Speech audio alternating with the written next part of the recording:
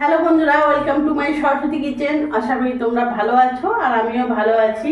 আজকে আমি তোমাদের কাছে রান্না করে দেখাবো আমি কিভাবে কচুলতি করি চিংড়ি মাছ মশলা দিয়ে। তোমরা দেখতে থাকো। প্রথমে এখানে আমি গ্যাসটা ধরিয়ে নেব। কড়াই আমি বসিয়ে দিয়েছি। এরই মধ্যে আমি জল দিয়ে দেবো।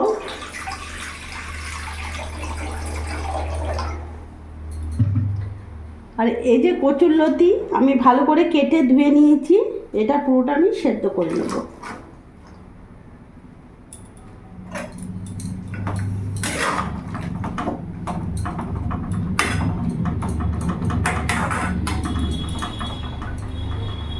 এটা আমি কিছুটা লবণ দিয়ে দেবো।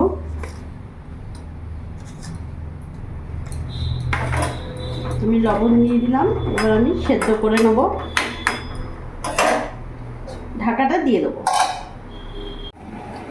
আমি 5 মিনিট ধরে ঢাকা দিয়ে সেদ্ধ করতে দিয়ে দিয়েছিলাম। দেখতে পাচ্ছ, দেখো একেবারে অর্ধেক সেদ্ধ হয়েই গেছে। এবার আমি এটা নামিয়ে ফেলবো।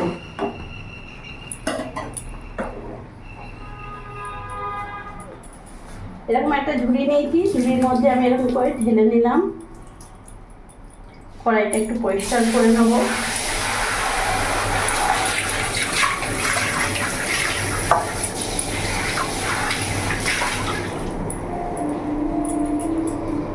বসিয়ে দিলাম।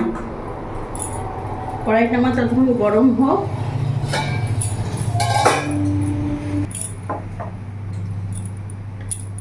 দেখতে পাচ্ছ বন্ধুরা কত সুন্দর কচুরলতিটা, জলও ঝরে গেছে।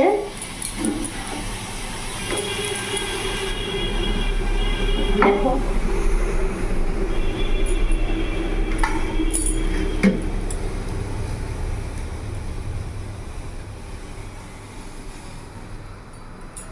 কড়াই গরম হয়ে গেছে। এরই মধ্যে আমি সর্ষের তেল দিয়ে দেবো।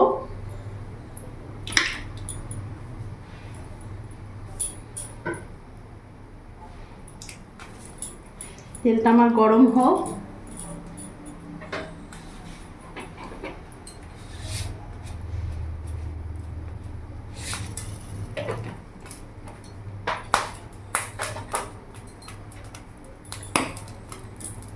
তেলটা গরম হয়ে গেছে। এরই মধ্যে আমি এখানে হাফ চামচ কালো জিরে দিয়ে দিলাম।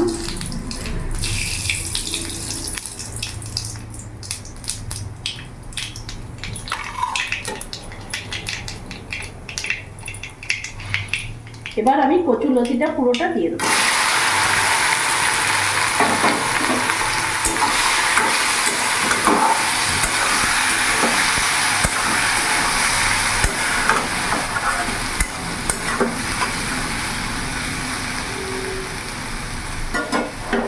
এবার এর মধ্যে আমি এক এক করে উপকরণগুলো দেবো। এখানে আমি লবণ দিয়ে দিলাম, হলুদ দিয়ে দিলাম 1 চামচের মতন, সামান্য লঙ্কা গুঁড়ো দিয়ে দিলাম, অল্প একটু ধনে গুঁড়ো দিয়ে দিলাম। এখানে যে আমি আদা রসুন লঙ্কার পেস্টটা নিয়েছিলাম ওটাও আমি দিয়ে দেবো 2 চামচ।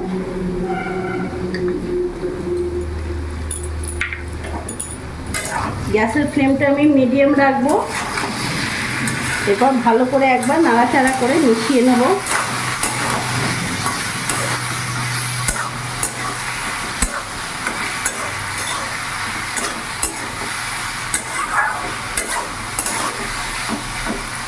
কিছুক্ষণ আমি এখন মশলার কাঁচা গন্ধটা যাতে চলে যায়, কিছুক্ষণ আমি একটু ভেজে নেব।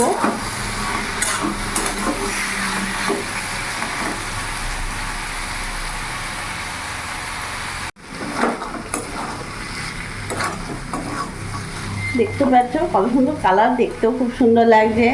আর বন্ধুরা, আমার চিংড়ি মাছ ভাজা ছিল ফ্রিজে, তো আমি রেখে দিয়েছিলাম লতিতে দেবো বলে। হ্যাঁ, তো ফ্রিজ থেকে আমি বার করে নিয়ে এসেছি। চিংড়ি মাছটা আমি কচুলতিতে দেবো। এটা আমার ভাজা চিংড়ি, আমি পুরোটাই দিয়ে দেবো।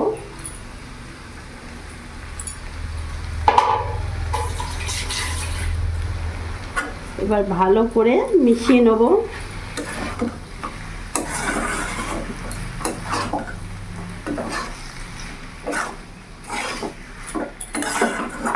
গ্যাসের ফ্লেমটা একটু বাড়িয়ে দিলাম।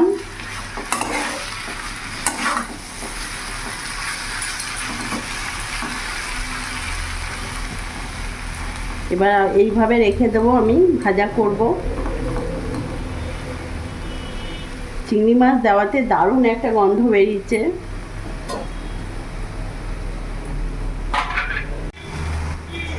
বাহ, কি দারুণ গন্ধ! দেখতে পাচ্ছ বন্ধুরা, কত সুন্দর কালার এসছে। আর গন্ধটা তোমাদের কী করে বলবো, তার জন্য আমার বাড়িতে তোমাদেরকে আসতে হবে আমার হাতে রান্না খাওয়ার জন্যে। লতি চিংড়ি আমি একবার ভালো করে নাড়িয়ে দিলাম, ওপর নিচ করে দিলাম। এইভাবে আমি চারিদিকে ছড়িয়ে দেবো যাতে ভালো করে আমার ভাজাটা হয়ে যায়।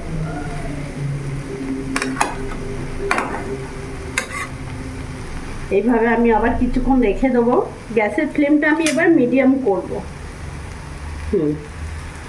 এইভাবে আমার কিছুক্ষণ ভাজা হবে আরও।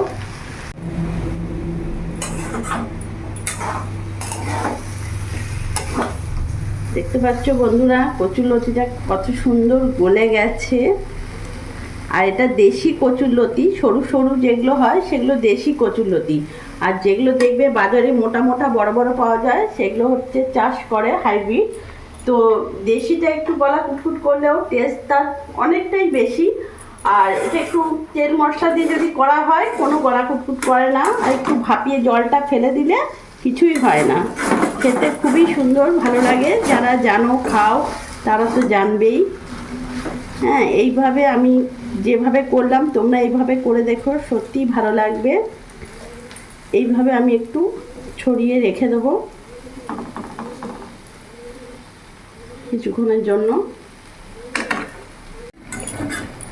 লতি আমার একেবারে রেডি। এবার আমি গ্যাসটা অফ করে দেব, নামিয়ে ফেলবো।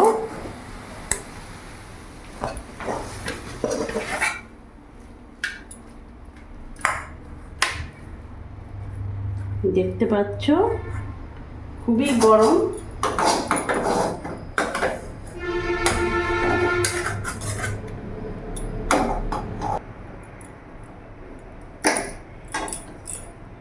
আমি নামিয়ে দিলাম। কচুরলতি একেবারে আমার রেডি। তোমরা দেখলে কিভাবে আমি বানালাম পুরোটা। আমি একটু খেয়ে তোমাদের দেখাচ্ছি। তোমরা হয়তো ভাবছো, যাদের ভুল ধারণা যে লতি চুলকায়, গলা ধরে কচু হয়তো, তো তোমাদের দেখাচ্ছি। গরম আছে,